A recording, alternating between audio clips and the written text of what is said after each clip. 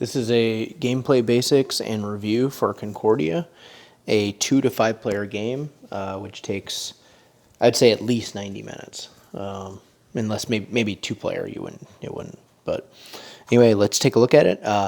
Keep in mind, this is going to be a minimal basics. It'll just give you the idea of what you're going to be doing. A full gameplay video, there's a lot of those. So let's take a look. So Concordia is a card-driven game. Now, unlike most card-driven games where you have like a randomized deck, in this one you have a hand of cards.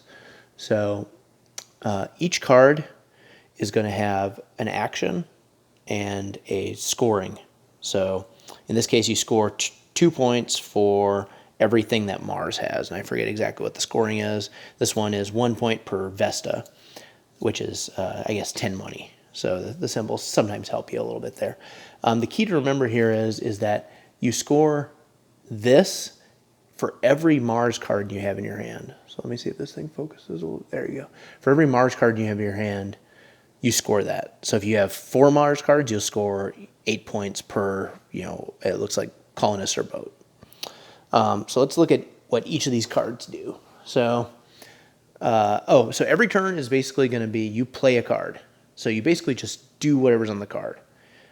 Makes it real simple. So most of the gameplay is based on the cards, and your hand. Every hand starts the same, but you can actually one of these cards lets you buy more cards. You can add more cards to your hand.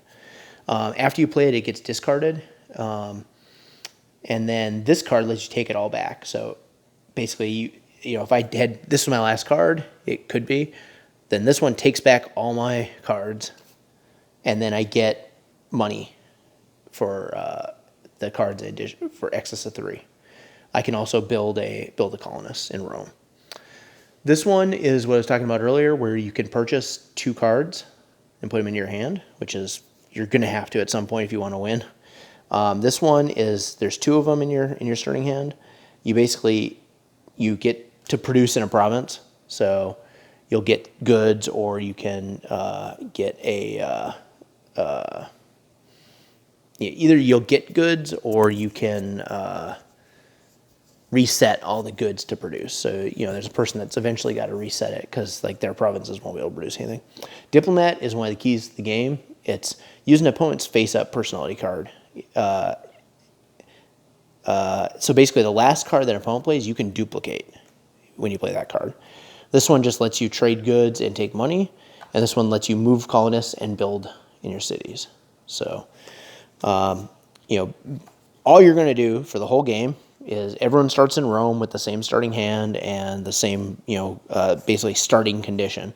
You're going to spread out throughout the world trying to appease the gods the most and get obviously score the most victory points, whatever ways you seem fit. And I think the real key to this game that makes it so good is the fact that you have to, the real tough decision is essentially this guy. When do you take your cards back? Because maybe you played your architect and you've played your diplomat, and you're like, and maybe I bought some more cards, I played those. And you're like, oh, I really don't want to play the rest of these, but I don't want to use this because it wastes a turn. Essentially, it's a wasted turn. So you're really trying to figure out, what is the best time to take back my cards, and how do I optimize that versus what other stuff is happening in the game and where people are doing. Because, for instance, let's go to this one. This one, if you've built in an area where someone else produces, you get, in that province, you'll get the goods for that. So, you kind of want to be looking at where opponents are going and where you can optimize to get a little bit extra on your turn.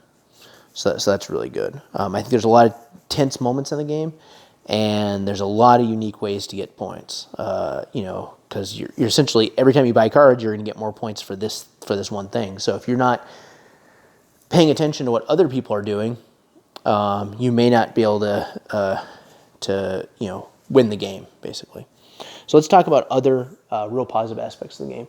I think the fact that all the pieces, or most of the pieces, are wood really adds to the game, especially, I think it looks good.